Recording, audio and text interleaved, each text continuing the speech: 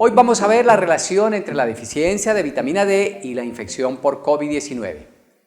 En una conferencia anterior expliqué cómo la defensa inicial del huésped con el interferón podría definir el resultado final del combate. En la presente conferencia vamos a ver que la deficiencia de vitamina D no solamente puede facilitar la invasión inicial del virus, sino su propagación posterior. Ya conocemos que el problema clínico de una enfermedad importante se produce por la intervención del huésped, del agente y del medio ambiente. En esta conferencia vamos a ver cómo un agente virulento, como es el COVID-2, puede causar problemas clínicos importantes en un huésped con deficiencia de vitamina D. Y esto es debido a un factor ambiental como es la falta de exposición al sol o la falta de una alimentación rica en vitamina D. Ahí está la tripleta epidemiológica muy claro: agente, huésped y medio ambiente. Desde hace varios años se ha encontrado en distintas investigaciones que la vitamina D no solamente interviene en el mantenimiento de nuestro esqueleto, sino que es indispensable para el buen funcionamiento del sistema inmune y de manera especial para modular la inflamación. En realidad, en varios aspectos no actúa como una vitamina, sino como una hormona reguladora de muchas actividades del organismo, incluyendo las del sistema inmune.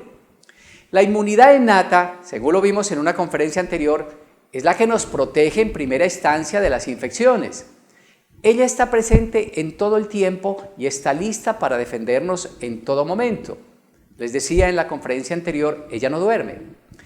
Haciendo parte de la inmunidad innata están dos células llamadas monocitos y dendritas. Ellas tienen una capacidad especial para responder a la vitamina D y, según investigaciones recientes, la deficiencia de esta vitamina interviene con el buen funcionamiento de estas células. El monocito maduro va madurando y se convierte finalmente en macrófago. En este sentido, una buena reserva de vitamina D podría contrarrestar exitosamente la embestida inicial de los virus en general. Son las células dendritas y los macrófagos los encargados de reconocer y de destruir el virus en su invasión inicial. Pero si el virus supera esta primera barrera, por ejemplo, en el caso del COVID-2, la infección podría pasar a la siguiente fase y de ahí en adelante hacer las complicaciones que ya conocemos. Pero la actividad de la vitamina D va más allá de la defensa inicial contra los virus. Varias investigaciones han demostrado, por ejemplo, que otras células inmunes que nos protegen de las infecciones después de la embestida inicial también interactúan con la vitamina D para su maduración y su funcionamiento. Son los linfocitos B. Estas células se demoran unos días para reconocer al virus, pero son las que finalmente erradican con sus anticuerpos. Los anticuerpos empiezan a formarse, por lo general, después de una semana de iniciada la infección, eventualmente antes. Este concepto soporta la idea de que la vitamina D interviene en el proceso de la infección desde el inicio, estimulando las células dendritas y los macrófagos, hasta la resolución, estimulando a las células B, las cuales producen los anticuerpos. Para entender mejor este concepto y tratándose de la infección por COVID, debo primero explicar las fases de la enfermedad. Observemos en la gráfica. En la primera fase de la infección, o estadio 1, es el estado temprano de la infección. Si es leve, la duración puede ser de unos pocos días o una semana aproximadamente. Si la infección es leve, no pasa de esta fase y no hay complicaciones. El concepto está representado por la línea amarilla. Advierto de antemano que muchas personas no tienen ningún tipo de síntomas. Sin embargo, para otras personas, la infección puede dar síntomas de leves a moderados. Es la línea roja. En esta oportunidad llega a la segunda fase o estadio 2, que en el caso del COVID-19 es la fase pulmonar. El síntoma más común en esta etapa es la tos y la fiebre y la sensación de falta de aire. Si no hay ninguna complicación, su duración aproximada quizás sea de 8 a 15 días, más o menos. También puede resolverse sin dejar secuelas. Una tercera opción está representada por la curva de color azul oscuro. En este caso, los síntomas son de moderados a severos, pero la persona supera la infección aunque haya tenido ciertas dificultades. Quizá tú estuvo 20 o 30 días enfermo y muchos días en cuidado intensivo. Este paciente alcanzó a llegar a la fase de la tormenta de citoquinas. En esta fase son comunes todos los síntomas graves como tos intensa, dificultad respiratoria y fatiga. La línea azul claro indica una infección grave. Este paciente tiene síntomas severos y con seguridad que estuvo más tiempo en la fase de la tormenta de citoquinas o estadio 3. Quizá tuvo varias complicaciones pulmonares o de otros órganos vitales y pudo finalmente superar la infección o fallecer. Si sobrevive, la enfermedad puede dejar secuelas. Duración total más de 4 semanas, incluyendo varias semanas en cuidado intensivo. Pero a donde quiero llegar con la información que venía comentando es que la actividad protectora de las células B empezaría más o menos en la segunda línea vertical del color marrón aproximadamente una semana después de iniciada la infección. Volvamos a mirar la gráfica y observen que la producción de anticuerpos de inmunoglobulina M de pronto empieza antes de los 7 días. No permanece mucho tiempo, pero estos anticuerpos son claves para el control inicial del virus.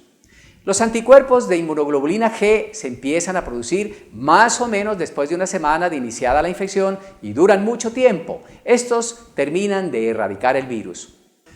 En resumen, la vitamina D interviene en el control inicial de la infección viral al promover el buen funcionamiento de las células dendritas y de los macrófagos y luego en la propagación posterior al promover el buen funcionamiento de las células B, las productoras de los anticuerpos. Dicho de otra manera, la deficiencia de esta vitamina podría favorecer la invasión inicial del virus y luego las complicaciones por una infección grave. Algo más. Los mecanismos de acción de una misma sustancia a veces son redundantes, o sea que cumplen varias funciones diferentes a la vez. Este es el caso de la vitamina D que interviene en la protección pulmonar. Por ejemplo, la exposición de animales de experimentación a toxinas bacterianas demostró que la respuesta inflamatoria pulmonar es menor cuando hay niveles sanguíneos adecuados de vitamina D y había una respuesta inflamatoria mayor cuando los niveles eran bajos. Este sería un efecto notable de la vitamina D para proteger al organismo en la segunda y tercera fase del COVID-19. Es decir, en la fase pulmonar y en la fase de la tormenta de citoquinas, donde predomina la inflamación. El concepto que estoy afirmando es hipotético para el COVID-19, pero está basado en argumentos científicos comprobados de diferentes maneras y las respuestas del sistema inmune son universales, es decir, utilizan las mismas estrategias para combatir a uno u otro virus y lo hace de múltiples maneras. El sistema inmune no inventa un procedimiento nuevo para cada infección y tampoco improvisa ante una nueva infección.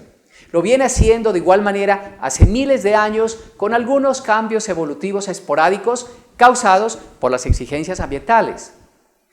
En línea con el concepto anterior, una de las sustancias que se produce en la respuesta inflamatoria es la interleuquina 6, justo una de las sustancias que se produce en la tormenta de citoquinas del COVID-19 y que se relaciona con mayor frecuencia con las complicaciones respiratorias. Casualmente, se ha encontrado que los pacientes que se complican tienen niveles bajos de vitamina D, concluyendo de otra manera que los niveles adecuados de esta vitamina modulan la inflamación y la deficiencia la incrementa. Una información que complementa todos los conceptos anteriores es que la deficiencia de vitamina D es relevante en los pacientes con las preexistencias que las estadísticas han demostrado como factores de riesgo para complicaciones del COVID-19. Estas preexistencias son las siguientes: obesidad, diabetes, hipertensión arterial, senectud. Es decir, son estos problemas clínicos, los que acabo de mencionar, los que frecuentemente se asocian a complicaciones del COVID-19 y son estas mismas situaciones clínicas las que con frecuencia tienen deficiencia de vitamina D y eso no creo que sea casualidad, todo concuerda. Algo más concreto es que varios estudios han encontrado que las personas con deficiencia de vitamina D tienen un mayor riesgo de infecciones respiratorias incluso en niños y lo contrario. Los niveles normales de vitamina D se asocian a una menor incidencia de estas infecciones. Esta particularidad también puede tener una relación de causa y efecto con la gravedad del COVID-19, puesto que es un virus que produce infecciones respiratorias. Algunas investigaciones, por ejemplo, han encontrado una relación inversamente proporcional de la propagación y la agresividad del COVID con la deficiencia de la vitamina D en algunos países de Europa. Es decir, que cuanto mayor fueron la gravedad y la propagación del COVID-2, menores fueron los niveles de vitamina D en la población general. Si tantas investigaciones diferentes conducen a lo mismo, no creo que sea mera coincidencia. Por su papel tan importante en la modulación del sistema inmune de la vitamina D, su deficiencia, que es tan común, nos hace vulnerable a las infecciones virales, especialmente respiratorias, como lo acabo de mencionar. Hay evidencias recientes que esta misma deficiencia puede inclinar la balanza de un resultado desfavorable con el COVID-19. El problema es que la deficiencia de vitamina D en nuestro medio es muy alta, incluso en la población infantil. Varias investigaciones hechas en distintas ciudades del país han encontrado que tanto la población infantil en la edad escolar como la de los adultos puede estar por encima del 50%, que no es una exageración, sino una realidad. Por cualquier razón, amigo o amiga, te recomiendo que todos los días te tomes un baño de sol durante 10 minutos entre las 10 de la mañana y las 3 de la tarde. Si tu piel es oscura, quizá necesitas de 20 a 30 minutos. A esa hora los rayos de las 10 a las 3 son mucho más efectivos en la formación de la vitamina D en la piel. Haz lo mismo con tus hijos. Recuerda que la deficiencia de vitamina D en ellos también es alta y puede ser una causa de infecciones respiratorias recurrentes. Del 80 al 90% de la vitamina D que nuestro organismo necesita para su buen funcionamiento lo podemos obtener del sol. Y en Colombia somos privilegiados, tenemos sol todo el año. Del 10 al 20% de la vitamina D la podemos obtener de la dieta. Entonces, si además incorporas a tu dieta habitual alimentos grasos ricos en vitamina D, como la yema de huevo, la piel del pescado, los camarones, la mantequilla o la leche de vaca entera y vegetales como los champiñones, con seguridad no tendrás ninguna deficiencia de esta vitamina, aunque por ahora el encierro de la cuarentena te hayan bajado los niveles. No te cuesta nada. Tómate unos rayos de sol todos los días, así como todos los días tomas tu chocolate en el desayuno. Los rayos del sol también hacen parte de tu alimento diario.